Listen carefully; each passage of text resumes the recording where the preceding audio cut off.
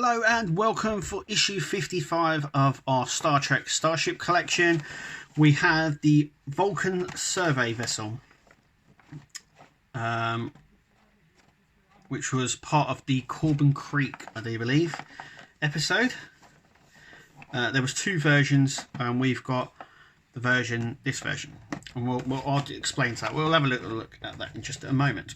So, it's a survey ship, 3 engines, 22nd century. So, here we go. It's a Vulcan survey vessel, as you can see.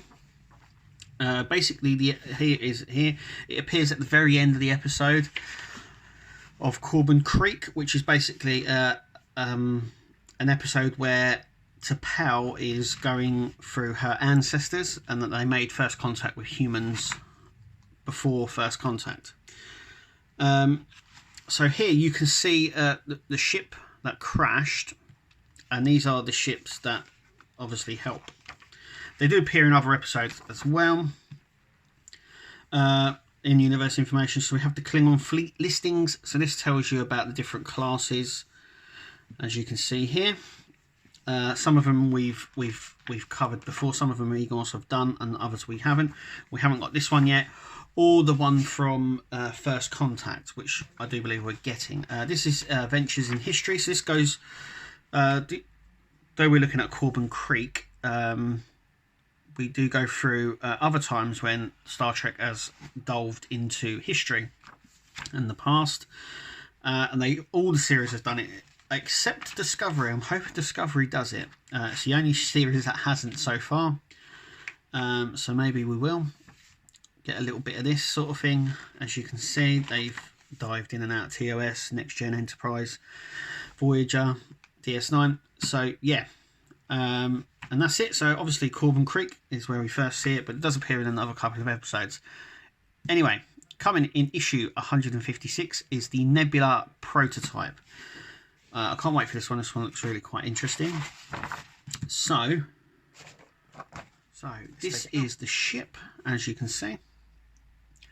It's fairly big, which is nice. It has a crew of 3, but it has these little porthole windows, which makes you suggest that it has maybe a few decks on it.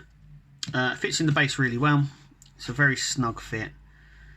There are the engines there. You can make out, I don't know if you can actually make out there on camera. I'm just going to try and see if I can. By shining a bit of light down it. Let's have a look.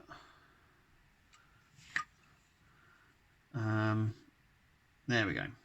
So down in there you got the orange or yellow light plastic down there on each one. It's very hard to see, but they're definitely there. These little gaps in the side here where the light can come through. I'm just going to pull down a light to see if I can sort of show you a little bit. You can just about make it out, but they are there, which is nice. We have some weathering and scorch marks along the side, which is really nice. It's just a really unusual design, but you can automatically tell that it's a Vulcan by the configuration of the engines and the overall shape of it as well, and the fins that it has here. Obviously it has little landing legs that can come out, as we saw in the episode, so it can land. Like I said, I don't think it's very big, but the little portholes here suggest that it is bigger than we think it is. As you can see, they are windows, and they are misaligned. I'm just wondering whether these are just like little portholes.